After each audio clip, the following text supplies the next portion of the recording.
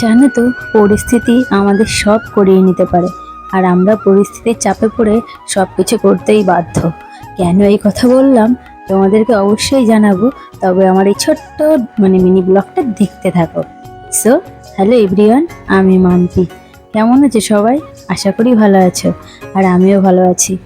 আর দেখো, এই যে ঘুম থেকে উঠে গেছি, আর ওঠার পর জানো তো, এই যে জানলাটা খুললে না এতটা ফ্রেশ লাগে, আর ওয়েদারটা দেখলে মনে হয় কি যে না, পুজো চলে এসছে। তোমাদের কি মনে হয় গো?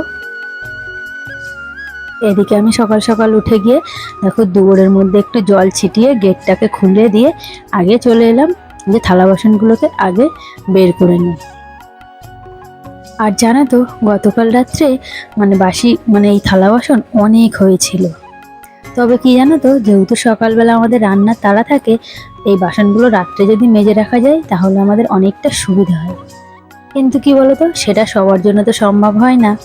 যাদের একান্ত নিজের সংসার হয় আছে বা হয়, তাদের জন্য এই সুবিধাটা হয়, কিন্তু আমাদের হয় না। কারণ কি, আমাদের সংসারে অনেক লোক। রাত্রে যে যার মতো ইচ্ছা খুশি সবাই খায়।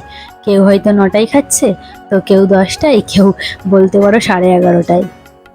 ওই কারণে জানো তো, থালা বাসনগুলো আর এক জায়গাও হয় না, আর মাজাও হয় না। ওই কারণেই আমাদেরকে ওই সকালবেলা উঠেই তাড়াহুড়ো করে মরতে হয়। তবে কি বলতো, আর কারো চিন্তা থাকুক না থাকুক, বাড়ির বউদের বিশেষ করে এইসব চিন্তা কিন্তু করতেই হয়, তাই না? সবাই যদি নাও মেজে বসে থাকতে পারে, বউরা কিন্তু পারে না। সকালের বাসি কাজ তাদেরকে করতেই হয়। আসলে কি হচ্ছে, কি হলো তো, করতে করতে এটা অভ্যাসে দাঁড়িয়ে গেছে। না করলে মনে হয় যেন কত কাজ এখনো শেষ হয়নি, তাই না? আর যেহেতু সকাল সকাল রান্না বান্না থাকে, আর রান্না করতে এসে যদি তুমি দেখো একটা থালা আছে তো একটা বাটি নেই, একটা বাটি আছে তো একটা গ্লাস নেই, দেখবে ভীষণ বিরক্ত লাগে। ওই কারণে আমি চেষ্টা করি আগে থালা বাসনগুলোকে ফ্রেশ করে নিয়ে এক জায়গায় করার। কারণ তারপর যখন আমি রান্না করতে বলবো, আমার বারবার এটা নেই ওটা নেই সেটা নেই, এটা আমাকে করতে হবে না। আর এদিকে দেখো, আমি কলপাটটাকে ফ্রেশ করে চলে এলাম যে আগে আমি ভাত বসিয়ে দেবো। আর জানো তো, সকালবেলায় দেখবে বুড়ো বাচ্চা গুঁড়ো সবারই কিন্তু কলপাড়ের কাজটাই বেশি থাকে। ওই জন্য কলপাটটা যদি নোংরা এঁঠো পড়ে থাকে, ওখানে সবাই যে বারবার পা দিয়ে চটকাবে, ভীষণ বাজে লাগে, তাই তো? ওই কারণে কলপাটটাকেও ফ্রেশ করে এদিকে ভাত বসিয়ে দেখো চলে এসেছি। আর আগের দিন জানো তো, রাত্রেবেলা আমাদের নিয়ে এসেছিলো অনেক সবজি। তো এখানে সবজির মধ্যে দেখতেই তো পেলে, বেগুন ছিল, উচ্ছে ছিল, বরবটি ছিল, তারপর তোমার সজনের ডাঁটা ছিল। আর ওই যে তোমাদেরকে গতকাল দেখিয়েছিলাম যে চিংড়ি মাছ কেটে ধুয়ে পরিষ্কার করে রেখেছি, আর ওটা দিয়েই হবে আজকে বেগুন আলু দিয়ে তোমার হচ্ছে তরকারি। আর এদিকে দেখো, এই যে সজনের ডাঁটা, একটু উচ্ছে, তারপর একটু আলু আর পেঁপে দিয়ে বাচ্চাদের জন্য করবো একটু শুক্তো মতো। কি বলতো, ওদের তো এমনি উচ্ছে দিলে বা এমনি পেঁপে দিলে ওরা খেতে চায় না। আর যদি এইভাবে শুক্তো করে দেওয়া হয়, ভাতের সঙ্গে চটকে দিলে অতটা তো বুঝতে পারে না, যাই হোক খেয়ে নেয়। ওই কারণেই চেষ্টা করি আমি মাঝে মধ্যে এই সব সবজি দিয়ে শুক্তোটাকে ওদের জন্য রান্না করে দেওয়ার। আর এদিকে দেখো, বরবটি আমি রেখেছি, ওটা আমি পেঁয়াজ দিয়ে চচ্চড়ি করব। আর যাই হোক, এদিকে ভাবলাম রান্না বসানোর আগে আমাকে এমার্জেন্সি এই জামা প্যান্টগুলো কাচতেই হবে, জানো? ওই কারণেই বললাম যে পরিস্থিতির চাপে পড়ে মানুষকে অনেক কিছুই করতে হয়। দেখো, মেয়ের চলছিল পরীক্ষা, তো ওই কারণে জামা দুটো করে কাটানো জামা আছে, কিন্তু এইদিকে দেখো জুতোটা এতটাই নোংরা করেছে যে কি বলবো। আজ তো তোমার হচ্ছে মঙ্গলবার, এবার কাল রয়েছে ওর ব্রতচারীর হচ্ছে পরীক্ষা। আর ব্রতচারী মানেই সব একদম ফ্রেশ ড্রেসপত্র, জুতো মোজা একদম ফ্রেশ করে পরেই যাওয়ার নিয়ম। এটা আমরাও স্কুল সময়ে কিন্তু অনেক করেছি। এবার এদিকে এতটাই মেঘ করেছে, জানি না জামা প্যান্টগুলো শোকাবে কি না। তো যাই হোক, ভয়ে ভয়ে তো আমি এখানে এগুলো ভিজিয়ে দিলাম, আমাকে না কেচে কিছু করার নেই, জানো, কাচতেই হবে। আর এদিকে আমি ভিজিয়ে রেখে দেখো চলে এসেছি রান্না করতে। আর এদিকে বেশ কটা চিংড়ি দিয়ে বাচ্চাদের জন্য এখানে আমি শুক্তোটা আগে রান্না করে নিয়েছি, কারণ ওটা তো ঝাল থাকে না, তাই না?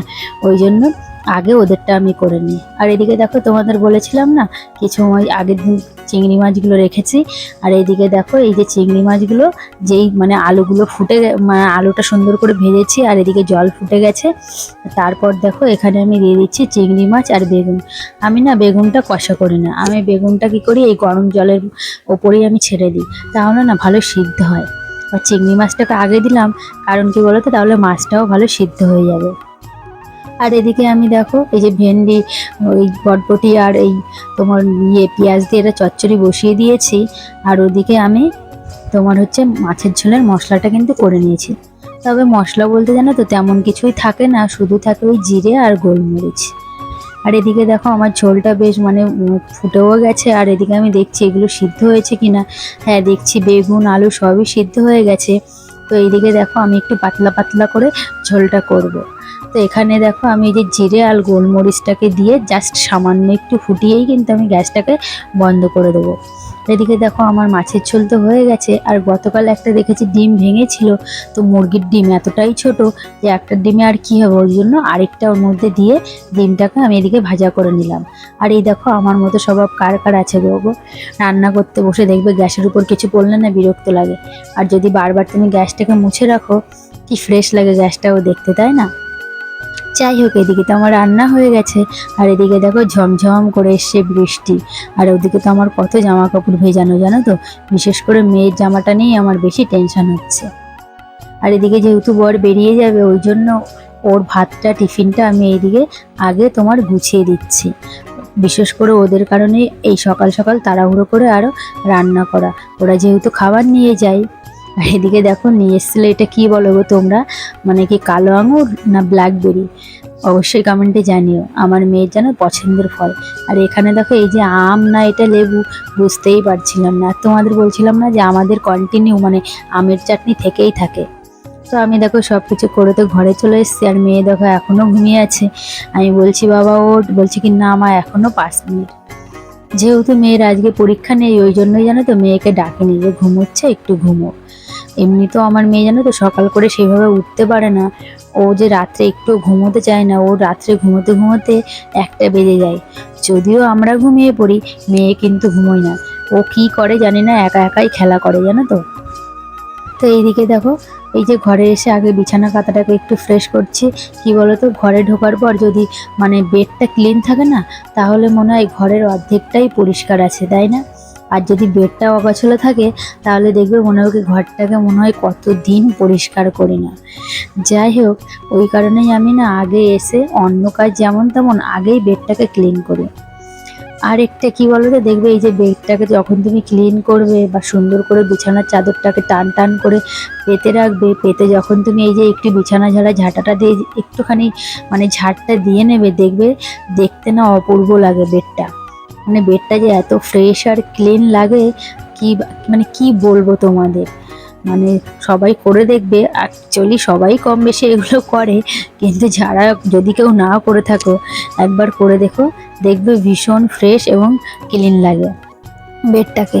যাই হোক, আমার তো সত্যিই ভীষণ পছন্দের। আর এদিকে দেখো মেয়ে বাইরে থেকে ফ্রেশ হয়ে চলে এসছে। তো এদিকে আমি ওকে একটু সুন্দর করে মুখটা মানে কি ব্রাশ করে চলে এসছে, ওই জন্য আমি মুখটাকে একটু সুন্দর করে মুছিয়ে দিলাম। আর এদিকে দেখো মেয়ে হচ্ছে চুল রাখবে, বায়না ধরেছে ও আর চুল কাটবে না। যাই হোক, এখনও চুলগুলো কিন্তু সামলাতে পারে না, তবুও বায়না। এই যে স্কুলে যায়, যে গানের ক্লাসে যায়, অনেকের চুল আছে, ওটা দেখেই এই বায়নাটা। আর বিশেষ করে বাড়িতে বুনু আছে, বুনুরও চুল আছে, ওই কারণেই ওর চুল রাখার খুব বায়না, জানো তো, ও চুল রাখবে। আর এই যে এদিকে দেখো এর মধ্যে রয়েছে আমাদের একটা ফিশ। আর এই যে মেয়েকে জানো তো এই যে একদমই খেতে চায় না, ওই কারণে ওকে এই ডাক্তার দেখে একটা ওষুধ দিয়েছে, ওখানে 3 মাস খেতে বলেছে, তবে এগুলো খাওয়ার আগের ওষুধ। তো আমি এইদিকে দেখো ওকে মানে ওষুধটা খাইয়ে দিলাম। আর ওষুধটা খাইয়ে দেওয়ার পর এদিকে দেখো ঘরটাকে একটুখানি মানে আর একটু ফ্রেশ করে নিচ্ছে। বলতে কি বলতো, ওই যে আলনাটা যতই প্রতিদিন গোছাই না কেন, সেই দিন শেষে গেলে মনে হয় যেন আমি কতদিন আলনাটার মানে পরিপাটি করি না। ওই কারণে এখানে আমি আলনাটাকে একটু গুছিয়ে নিচ্ছি। আর আলনার মধ্যে জানো তো বিশেষ করে আমার আর মেয়ের জামা আমি খুবই কম রাখি, ওর বাবার জামা প্যান্টই বেশি থাকে। কারণ কি, ও যদি একটা জামা খুঁজতে আসে তাহলে আর 10টা জামা মানে ফেলে বা নষ্ট করে, ওই কারণেই আমি শুধু ওর জামাটাই রাখি।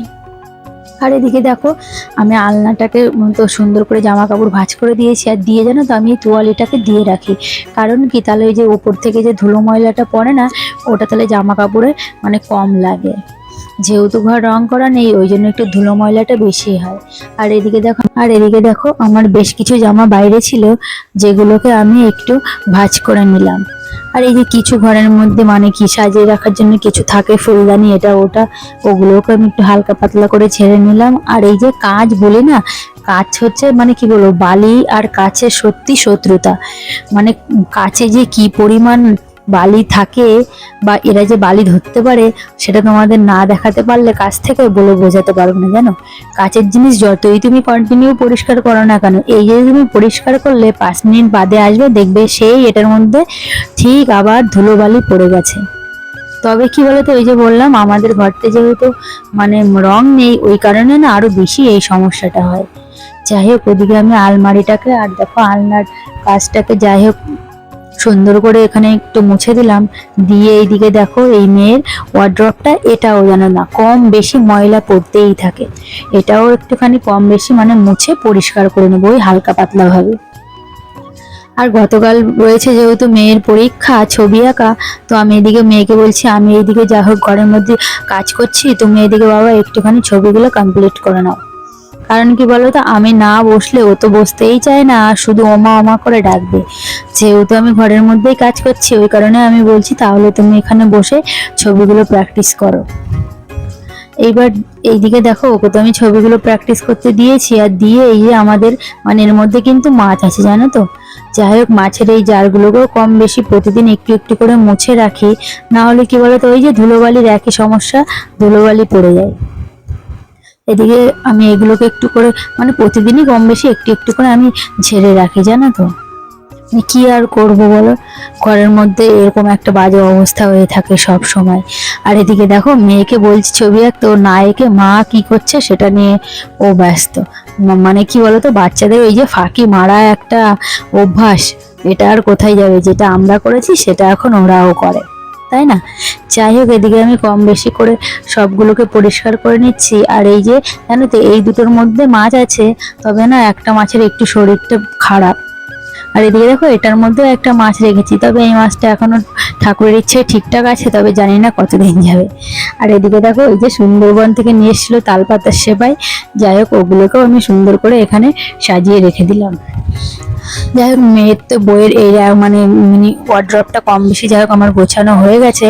আর মেয়ে এইদিকে দেখো মানে ছবি না এঁকে ওর কটা পেন্সিল কটা কি এটা নিয়েই ব্যস্ত।